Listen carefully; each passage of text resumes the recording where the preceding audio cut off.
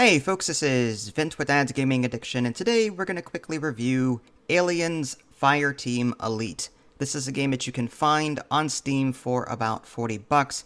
There is a deluxe edition that will set you back $70. That includes seasons 1 through 4, as well as some extra goodies, like there's an heirloom shotgun, there's armor skins, there's helmet and decals and all sorts of different things, a pack of random challenge cards and so on, emotes.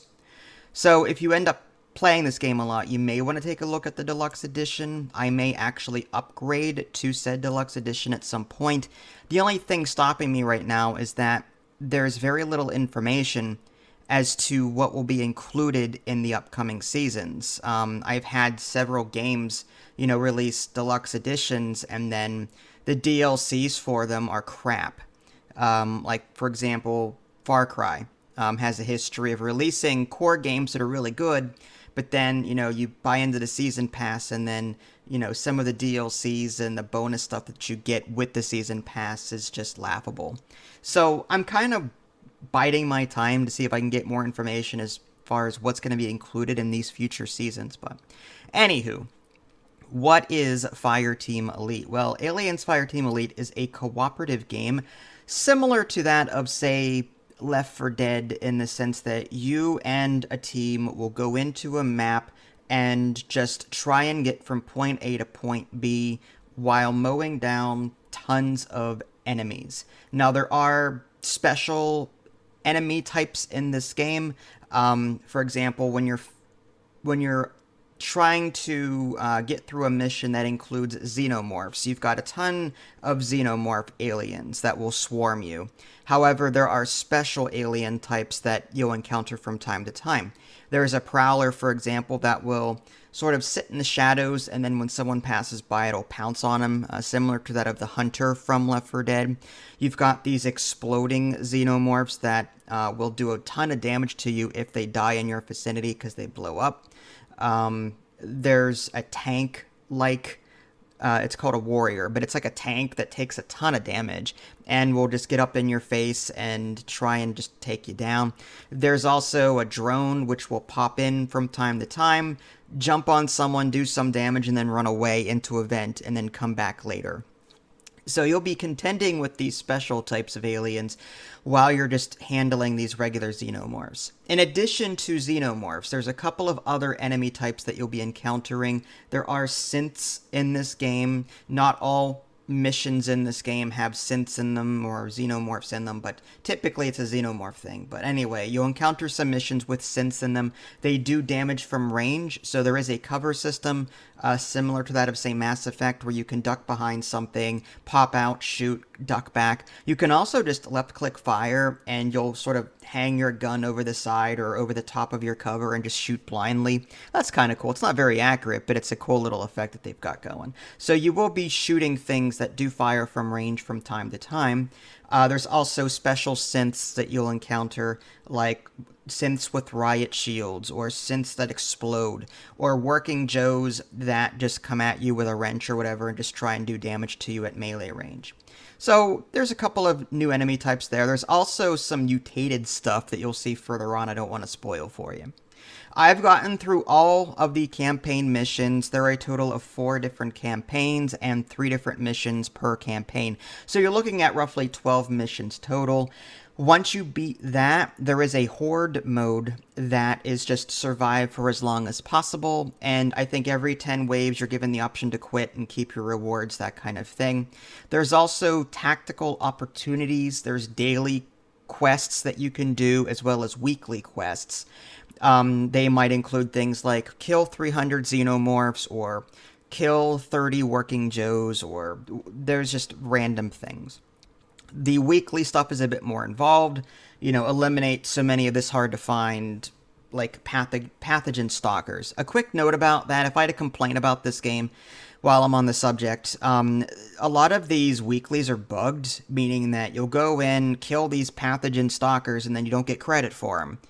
You do get credit for assists, as far as I can tell, but there's issues on the forums myself including, where people cannot get registered kills for these things and they can't complete their weekly objectives, which kind of sucks. As a reward for completing these objectives, you typically get requisition credits, you get rep script, and some sort of like little card chest. The requisition credits are used to purchase things like weapons, attachments, perks, consumables, and so on. And rep script is used to purchase cosmetic stuff like emotes, gear, challenge cards, and the like. So there's two different currencies in this game, if you will, and there's a shop in game.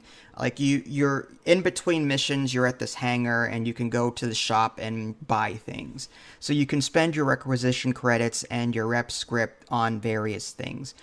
Challenge cards, as I quickly mentioned, these are modifiers that you can include with your match.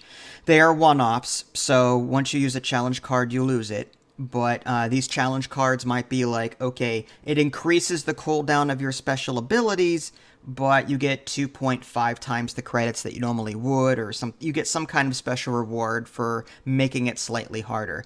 There are challenge cards that make things easier too, just to give you a heads up.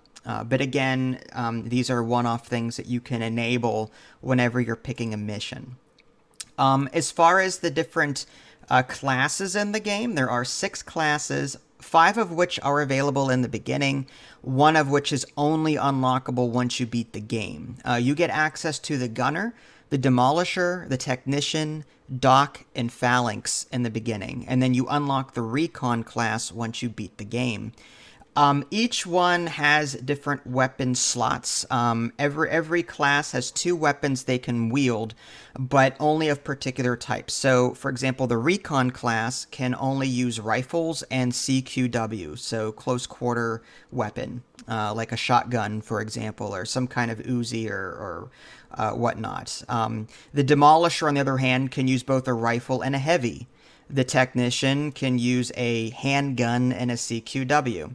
So you'll be able to equip various weapons to these classes and pick the ones that you like. Again, you can outfit them with various decals or skins, whatnot. There's also consumables in this game. You'll be able to equip consumables from here as well. You'll find them in your runs, like there's loot chests as you play in a map, and you can use them right then and there. Or if you bring them back to base, it'll go into like an inventory, and then you can equip them for later missions if you want to. These one-off consumables might include things like sentry guns or electrified sentry guns or special ammo like incendiary rounds and so on. Each class has a unique set of abilities. The Technician is one of my favorites. It includes a turret, something called charged coils, which is like a grenade you throw, but it electrifies the surrounding area and it slows down enemies in the area that they walk through. You've also got a passive thing on the Technician called cross-platform synergy, which allies standing near your turret take 10% less damage. When you stand near your turret, it regenerates 5% of its HP every second. Again, each class has something unique to them. The Doc can put down a healing station for everybody. The Demolisher can fire rockets. The Gunner class can shoot grenades or use the overclock buff. The Phalanx is a more defensive thing. Recon unlocks this pup ball that you throw, and it reveals surrounding enemies. A support drone that drops ammo for everybody. So yeah, there's a lot of things going on here. You also level up each class individually. As you do gain profile rank, but you also gain class rank, and the max rank for each class is 8. As you level a particular class, you gain new perks and other things. There's this Tetris-like grid where you'll be dragging these perks into your grid to make yourself stronger in various ways. And some of these perks connect to the abilities that are in the perks, or in the grid. So, for example, the Technician grid has the Sentry Turret ability, the Charge Coils ability, and the Cross-Platform Synergy ability. So when you're throwing these perks or modifiers into this grid, you have to make sure they're all connected in various ways. So you'll be sort of playing Tetris, trying to connect things just so. And again, each class has their own grid that you can customize, different perks that you can unlock. Some perks are universal, meaning that you can use them across every character. You can also level up weapons in this game and unlock perks for them, although there's no Tetris-like grid. It's just use the Type 95 combat pistol enough, and you'll unlock the next level for it, up to 4 levels or 4 stars. The first star gets you 5% stability. The second level gets an additional 5% stability. The third level is 5% fire rate, and so on. So each weapon has its own level up system, and the more you use it, the more you level it up. And that's a really cool thing. So you're going to be spending a lot of time in this game leveling up various weapons, various loadout kits or classes or whatnot. You can have up to a total of 3 people, including yourself, in one team. It's not like Left 4 Dead where there's 4 people, or Deep Rock Galactic where there's a total of 4. Here, it's 3. So if you typically play with a total of 4 people, you may be miffed at the fact that you can only have up to 3 people in your party at a time. If you don't have real people with you, there will be bots available. The bots are good for casual and normal difficulty, but anything past that, like intense, extreme, or anything past that, they're typically terrible. There is a mod that you can download to make them more effective, and they will be competent at the intense difficulty level, which is nice, but still, at extreme, the bots aren't all that good. So you're going to need real people to tackle the harder difficulties. And that sort of bothers me a bit, simply because I hate the fact that I have to team up with real people to tackle the most difficult of settings. But it is what it is. But I am content playing casual, normal, or intense. Intense with the bots I mentioned, normal, casual with friends, totally fine.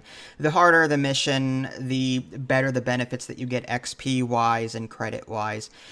You can also find hidden caches in the maps. There's 1 hidden cache per map. And when you find it, and it's randomized every time you play that map, you get some kind of special thing. Sometimes it's consumables, sometimes it's perks, sometimes it's a weapon. There are attachments that you can attach to your weapons to make them better, and so on. So, yeah, there's a lot going on here. The maps themselves are pretty straightforward. Once you get used to a particular map, it's, you can usually fly through it fairly quick, but there are instances where you have to sit and wait because, you have to wait 120 seconds because there's a holdout situation and you just have to mow down things until you get past it. That's typical. But yeah, typically a mission is go in, kill stuff, drop, special items for your team.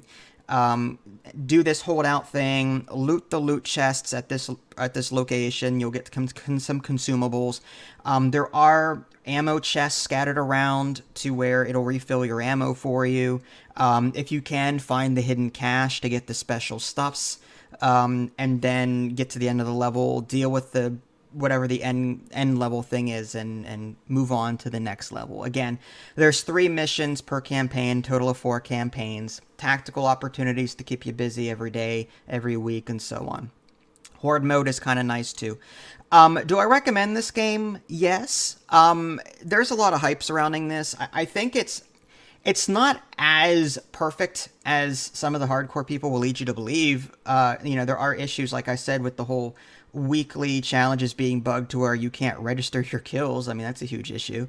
And, some of the classes feel stronger than others. Like the Technician is one of my go-tos, and it's really good. My turret is fantastic.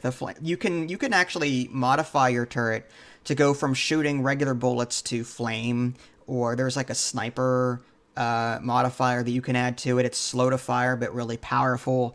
It has its uses, but I find the flame turret to be far superior to any other turret types. But getting back to what I was saying earlier, this game does have issues, but in the end, it's a fantastic game. I wish that there was more information as to what was to come. The store that you can buy stuff at is fairly limited. There seems to be even though you can buy, say, 15 to 20 different guns from the weapons store, There's a list out there of weapons that are preferred and superior to others.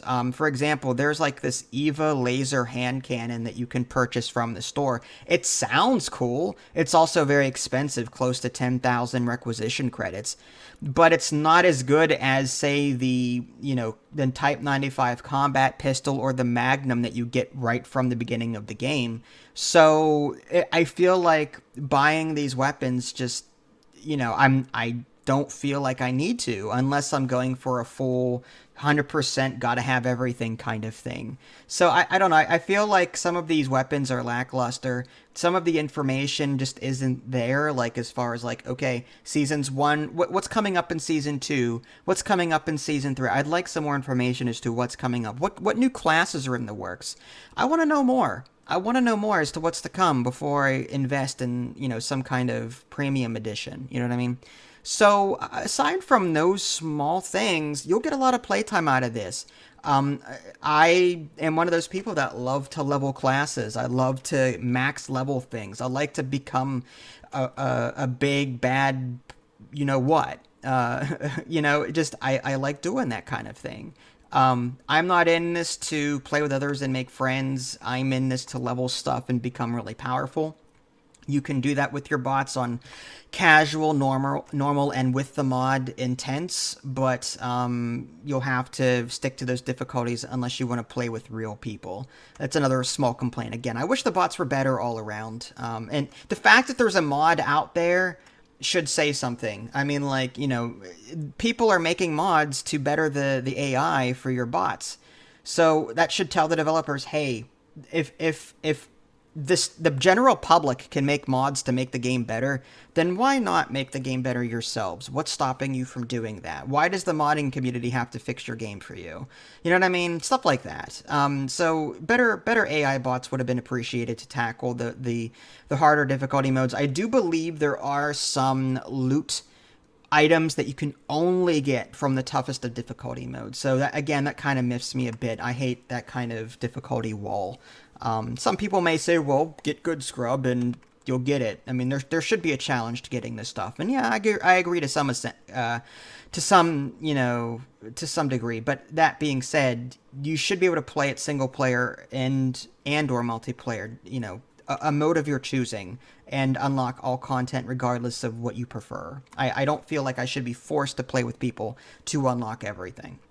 That being said, I do enjoy this game. I am glad I purchased it.